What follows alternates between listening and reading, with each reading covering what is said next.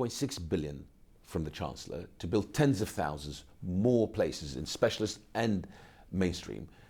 In yesterday's statement, I announced the first tranche of that 2.6 billion, 1.4 billion now, which we're going to allocate to up to 40 specialist. Your question is how many, right? Up to 40 specialist and AP settings. So you've explained about the money. Some people would say that 40 special schools won't be enough, that the funding still won't be enough, given the increasing number of children with special needs. But I understand you've addressed that. That's the first tranche. That's 1.4 billion. I've got 2.6 billion. So we'll announce more. How many more specialist teachers will there be? Early years is going to be important.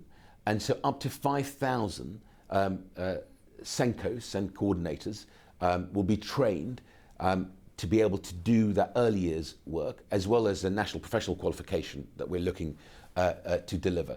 What about teachers who are already in schools, in mainstream schools in particular? I was very surprised to learn that special needs training isn't compulsory for all trainee teachers. We did a survey at Channel 5 News of teachers, found that less than 50% had had any specific training in the last 2 years, and that there are some teachers in mainstream schools who have never had special needs training. Will you make that compulsory?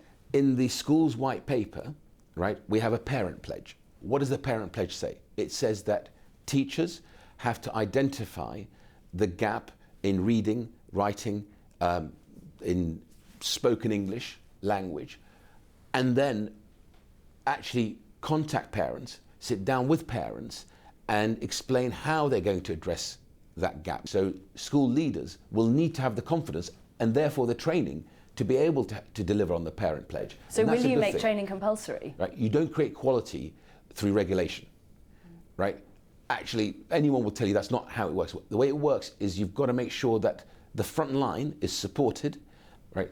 That is the best way you get change. That's the best way you get improvement in the system. It's interesting to hear you say that parents know best, because parents that we've spoken to absolutely tell us that. And I know you're opening up to consultation. I wonder if I could just give you a couple of bits of feedback we've had from our viewers. Hayley from Birmingham, for instance: my son has been out of education since Christmas. He now has mental health issues from unmet needs in a mainstream school. Lisa in Surrey, her son is being treated for PTSD after his needs weren't met in school.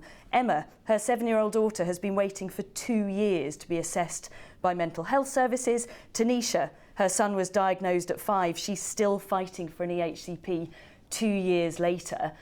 I could give you dozens more examples, and I wonder, what is the Green Paper doing for those parents right now? Their children are in crisis. So you're absolutely right, and hence why the Green Paper is, I think, really important. And the 13-week consultation, we will listen to parents, to stakeholders, to make sure we get this right. But what we are doing right now is putting more capacity.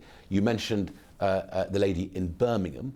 Birmingham has had a written statement of action from Will Quince, my Minister for Children and Families, because they're not doing so well. But areas like Islington and Barnet and Lincolnshire and Manchester and North Tyneside, are really delivering. We need to learn from those areas and spread good practice across the system. Just finally, Secretary of State, I have spoken to many parents who are angry. They're resentful. They feel the system has failed them. Why should they trust you to get this right now? Because the 2014 reforms were ambitious, as these reforms are, but they failed. Because I've looked very carefully at where the failures are.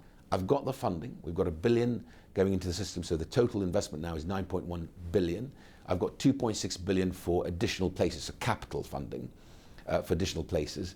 And then I will absolutely, in the next 13 weeks, with Will Quince, with my whole team here, be listening to parents, listening to stakeholders, so that we get this right. All this I am passionate about, and I will do my utmost to deliver on. That is the promise I will give your viewers.